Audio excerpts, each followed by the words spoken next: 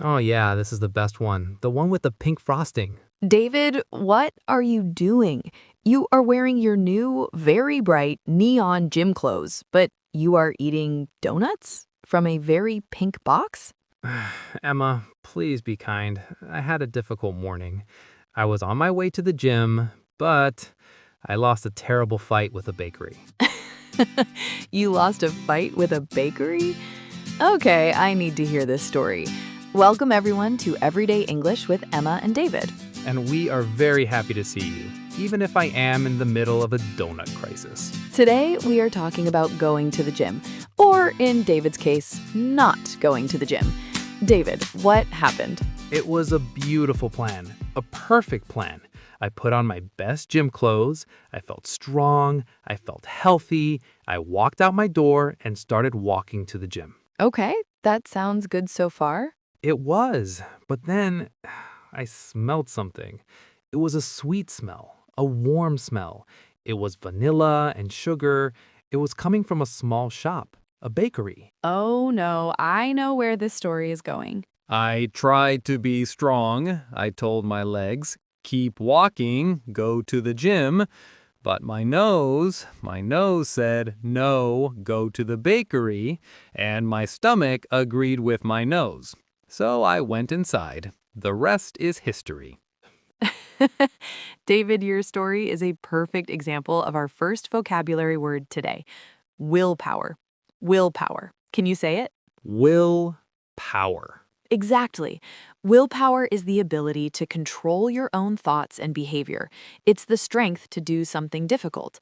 For example, it takes willpower to say no to donuts and yes to the gym.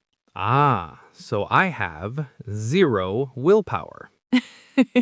Yes, David, today you have 0 willpower. But that's okay because now we can learn the gym vocabulary you should have used today. Are you ready for our lesson? I am ready. Great. Our first gym phrase is warm up. A warm-up is the light exercise you do at the beginning of your workout. Oh, I did a warm-up. My warm-up was chewing this donut. It makes my jaw muscles very strong. See? No, David, that is not a warm-up. A warm-up prepares your body for more difficult exercise. You can stretch your arms and legs or maybe walk for 5 minutes. This helps you not to hurt your body. Ah, okay. So a warm-up is important. You do it before the real exercise. Perfect. Okay, our next word, after your warm-up, you could use the treadmill. Treadmill. Treadmill. Treadmill. It sounds like a factory for walking. A mill is an old word for a factory, right? That's a very clever way to think about it, and you are right. A treadmill is a machine that you can walk or run on inside the gym. It's great exercise for your legs and your heart, especially when it's raining outside. So you can run many kilometers, but you stay in the same place.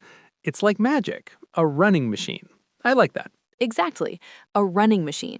So you can say, I'm going to run on the treadmill for 20 minutes. Okay, last one. This is my favorite. Dumbbells. Dumbbells? Does that mean a bell that is not very smart? A stupid bell? Yes, I knew you would say that.